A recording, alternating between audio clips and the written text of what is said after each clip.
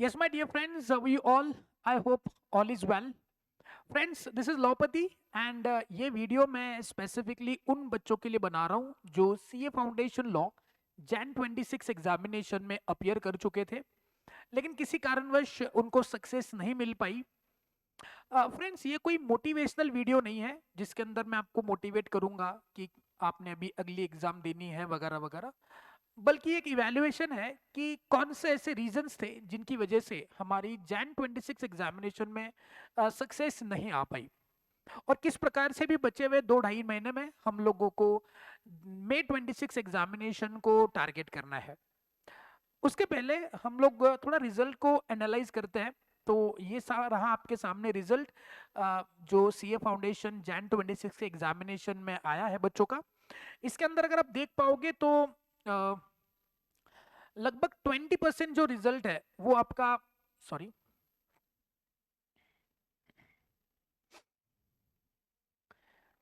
Yes, तो आप जैसे देख पा रहे हो कि लगभग 20%, 19.23, यानी कि हम मान के चलते मोटा मोटी 20% का रिजल्ट जो है वो आपके एग्जामिनेशन के रिजल्ट्स में आपने देखा है। तो इसका मतलब ये हुआ बच्चों कि अगर 100 बच्चे एग्जामिनेशन में बैठे हैं तो 20% बच्चे यानी कि 20 बच्चे जो है वो पास हुए। Heartly congratulations to this 20 students, because इतने कम रिजल्ट्स के अंदर भी इनकी सक्सेस आ पाई है। बट मेरा मेजर कंसर्न होगा इन बच्चों के लिए जो कि फेल हुआ है, यानी कि 80% फेल्यूर का परसेंटेज जो है हमने देखा है जैन 26 के रिजल्ट में। अब हम फेल हो चुके हैं, अगर आप इस 80% यानी कि 80 बच्चों में हो तो आप लोगों को पहले ये एनालाइज करना है कि क्या हम लोगों ने शिद्दत से सीरियसली प्रिपरेशन किया हुआ था और फिर एग्जामिनेशन में बैठे थे और फिर हमारी फेल्योर आई है, या फिर हम लोग बिल्कुल सीरियस ही नहीं थे। बहुत सारी बारी मैंने देखा हुआ इतने सालों के एक्सपीरियंस से कि बच्चे बस नाम के लिए एडमिशन लेते हैं और उनकी उतनी सीरियसनेस नहीं होती है। तो पहले बात करते हैं इन नॉट सीरियस बच्चों की जो जो मोटा मोटा प्रिपरेशन करके एग्जामिनेशन में बैठे थे और उनकी रिजल्ट जो है वो अच्छी नहीं आई। तो बच्चों आपको ये इवैल्यूएट करना है कि क्या आप इस कोर्स के प्रति उतने सीरियस हो, क्या आपने इस कोर्स को अपना प्रोफेशन मान के, अपना फ्यूचर मान के इसमें एडमिशन ली थी, और क्या हम लोगों को सीरियसली इस कोर्स के अंदर अप्रोच करना है। अगर करना है बच्चों, सीरियस हो, तो प्लीज इस कोर्स को उस नतीजे से उस हिसाब से देखिएगा। और अगर आप बिल्कुल भी सीरियस नहीं हो तो please don't waste your time, you have a lot many other options to do. CA course serious लोगों के लिए है। आप 11 12 और बीकॉम टाइप प्रिपरेशन करके उतना ही सीरियसनेस रख करके सीए कोर्स को आप परस्यू नहीं कर सकते। तो अगर आप सीरियस नहीं हो और सीरियस होना चाहते हो तो अभी आपके पास मौका है। आपने पहली बार जिंदगी में फेल्योर देखा होगा, तो आप लोगों को सीरियस होना है, इस फेल्योर को एक क्या बोलते हो मोटिवेशन समझ करके इस कोर्स को आगे आने वाली एग्जामिनेशन को टारगेट करना है। तो ये रहा जो बच्चे सीरियस नहीं थे उनके लिए। अब जो बच्चे सीरियस नहीं थे उन लोगों ने ठीक से क्लासेस भी कंप्लीट नहीं करी होगी, ठीक से रिवीजन भी नहीं करी होगी, प्रोबेबली उन्होंने मॉक टेस्ट भी अपीयर नहीं करे होंगे ठीक से। तो आप लोगों के लिए अभी ये एक इवैल्यूएशन का मौका है कि हम लोगों को कितने नंबर्स आए हैं। बहुत ही कम नंबर्स आए, मतलब समझ लो आपको 100 के आसपास नंबर आए, 150 के नीचे नंबर आए हुए हैं। तो आप लोगों को ये एनालाइज करना है कि क्या हमारे कॉन्सेप्ट्स क्लियर थे, क्या हमने क्लासेस ठीक से करी हुई थी, हमने रिवीजन करा हुआ था, हमने मॉक टेस्ट दिए हुए थे ठीक से, उसको इवैल्यूएट करके लिया हुआ था। अगर नहीं तो आप लोगों को फ्रॉम स्क्रैच जो है आपकी प्रिपरेशन शुरू करनी होगी। और अगर आप बड़े ही सीरियस बनने वाले हो, आपकी इच्छा है कि नहीं सर अभी हम लोगों को जो फेल्योर मिला है उसको हम बड़ी ही पॉजिटिवली लेना चाहते हैं और आगे वाले एग्जामिनेशन में अपेयर होने वाले हैं, तो आप लोगों को ढंग से प्रिपेयर करनी होगी। राइट फ्रॉम द स्क्रैच में जीरो से शुरुआत करने के लिए बोलता हूं। ढंग से क्लासेस कंप्लीट करिएगा, ढंग से रिवीजन बैच कंप्लीट करिएगा, ढंग से आपके मॉक टेस्ट कंप्लीट करिएगा और फिर आगे बढ़िएगा। प्रोबेबली आप चाहो तो आपका मे एग्जामिनेशन स्किप करके आप सितंबर 26 बैच में भी अपीयर कर सकते हो। उसके लिए चाहो तो आप एडिशनल क्लासेस, एक्स्ट्रा क्लासेस, या फिर आप जो हो वो बैच को रीजॉइन करके भी अपने ये प्रिपरेशन को कंप्लीट कर सकते हो। बिकॉज बिल्कुल भी आपकी प्रिपरेशन नहीं थी, बिल्कुल भी आपकी कॉन्सेप्ट्स क्लियर नहीं है किसी भी सब्जेक्ट्स में, तो आप मई एग्जाम को स्किप करके सितंबर में शिफ्ट होइएगा और सितंबर में जो है प्रॉपर प्रिपरेशन करके प्रॉपर क्लासेस खत्म करके फिर आप सितंबर 26 में अपीयर करिएगा। तो ये रहा जो बच्चे सीरियस नहीं थे, जिन्होंने ठीक से बिल्कुल भी पढ़ाई नहीं करी थी उनके लिए। हाँ, मेजर कंसर्न हो सकता है वो बच्चे जो सीरियस थे लेकिन फिर भी उनकी एग्जामिनेशन क्लियर नहीं हो पाई, तो इन बच्चों को दिल खट्टा नहीं करना है। देखो बच्चों, ये एक प्रोफेशनल एग्जामिनेशन है, आपने बहुत मेहनत करी थी, फिर भी आपकी एग्जाम क्रैक नहीं हो पाई। तो बच्चों अगर आप बहुत ही शिद्दत से और एक बारी ट्राई करेंगे, राइट स्ट्रेटेजी से ट्राई करेंगे, तो 100% जो है वो आपकी सक्सेस आगे आने वाले मई 26 एग्जामिनेशन में आने वाली है। तो मैं कहूंगा कि आप मई 26 को ही टारगेट करिएगा और मई 26 के हिसाब से आपकी स्ट्रेटेजी आगे बढ़नी चाहिए ना। उसके लिए आपको क्या करना है, तो फ्रेंड्स देखिएगा, सबसे पहला स्टेप जो मैं कहूंगा आपको करने के लिए वो है कि आप इंस्टीट्यूट के सजेस्टेड आंसर्स को गो थ्रू करिएगा। वो आपको कहां पे मिलेगा, इस वीडियो के नीचे डिस्क्रिप्शन बॉक्स में वो मैं लिंक दे दूंगा, उस लिंक को क्लिक करके आप इन सजेस्टेड आंसर्स को डाउनलोड कर सकते हो। जैसे ये रहा इंस्टीट्यूट का सजेस्टेड आंसर्स जो सीए फाउंडेशन लॉ का था जैन 26 एग्जामिनेशन का, तो आप 1 बाय 1 एवरी क्वेश्चन को गो थ्रू करिएगा। यहाँ पे क्वेश्चन भी दिया हुआ है और नीचे उसका जो है वो आपको आंसर भी मिल जाएगा। तो आप क्वेश्चन पेपर रखिएगा, सजेस्टेड आंसर्स बाजू में रखिएगा और दोनों को इवैल्यूएट करिएगा कि हमने क्या लिखा हुआ था। अगर बच्चों ने सर्टिफाइड कॉपीज मंगवाई है तो उसको आने में समय लग जाएगा, लेकिन अभी भी आप बिना सर्टिफाइड कॉपीज आपके हाथ में हुए आपने क्या करा था क्या नहीं करा था उसको इवैल्यूएट आज अपने दिमाग से कर सकते हो कि ये सजेस्टेड आंसर, ये मेरा क्वेश्चन पेपर है, मैंने क्या लिखा हुआ था और इंस्टीट्यूट को क्या जरूरी है। तो ये आप जो है गो थ्रू कर सकते हो। बच्चों एक बात समझो कि इंस्टीट्यूट के जो हाल फिलहाल के एग्जामिनेशन है उसके अंदर जो क्वेश्चंस के पैटर्न है वो बड़ी ही ड्रास्टिकली चेंज हुआ है। आजकल एआई इंट्रोड्यूस हुआ है, तो इंस्टीट्यूट क्या करता है, किसी भी एक टॉपिक पे एआई को पूछता है कि बताओ ये टॉपिक में हम क्या क्या क्वेश्चन बना सकते हैं और उसको किस प्रकार से और डिफिकल्ट बना सकते हैं। तो इस प्रकार से क्वेश्चंस जो है वो ड्राफ्ट होते हैं आपके एग्जामिनेशन में। तो आपकी लेवल ऑफ प्रिपरेशन भी है वो भी उतनी ही शिद्दत से, उतनी ही सीरियसली और उतने ही तगड़ी लेवल की होनी चाहिए।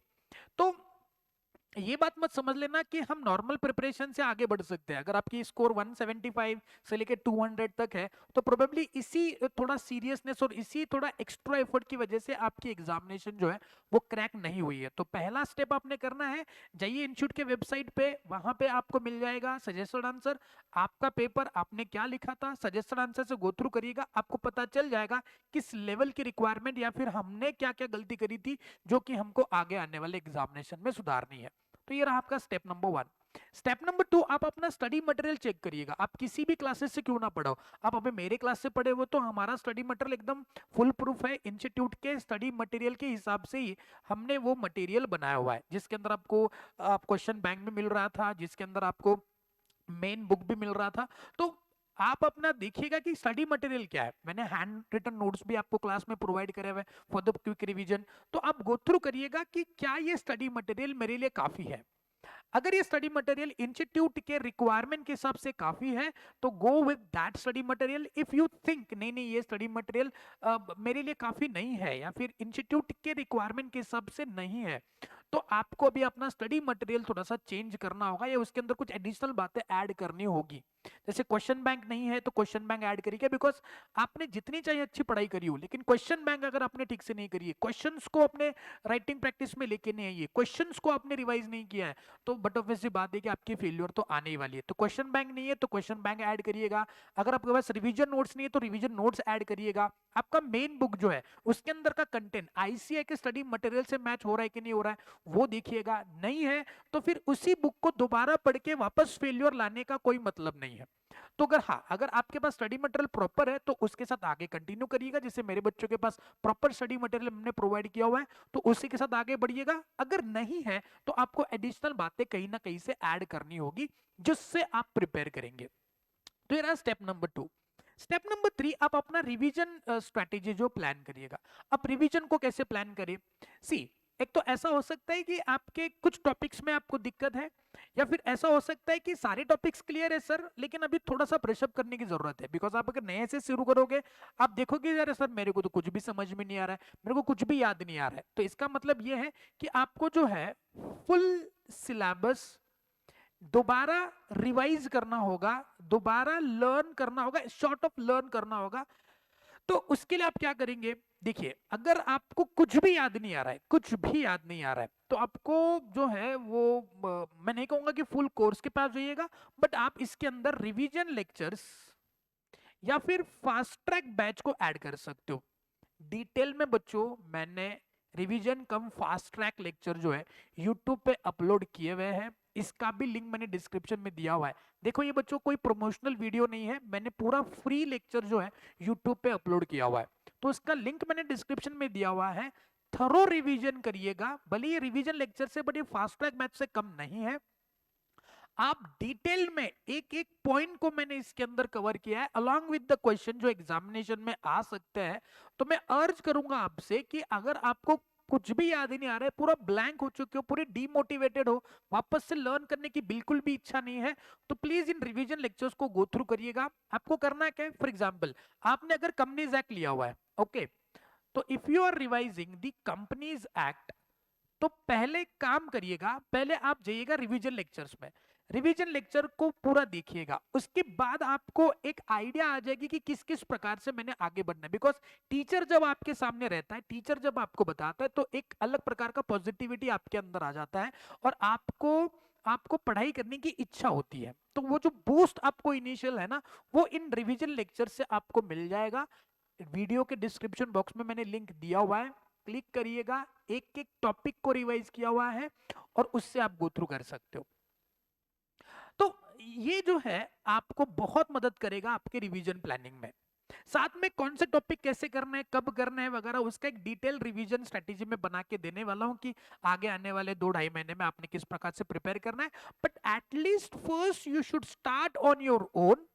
किसी और ने मोटिवेट करने की, किसी और ने बताने की जरूरत नहीं है। अभी बहुत दिन हो चुके हैं आपके रिजल्ट्स को, तो अभी मातम मनाने का समय निकल गया है, अभी आपको एक्ट करने का समय आ चुका है। तो अपना टू डू लिस्ट बनाइएगा, गो थ्रू करिएगा इन सारे स्टेप्स को, एंड जितने जल्दी हो सके उतने जल्दी आप अपना पढ़ाई शुरू करिएगा।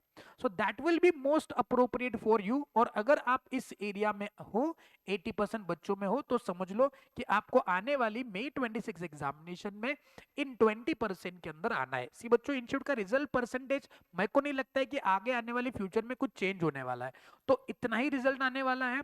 आप लोगों को ये डिसाइड करना है कि हम लोगों को ये 80% कैटेगरी में वापस से आना है, या फिर मुझको और मेहनत करके और एफर्ट लगा करके 20% बच्चों में जाना है।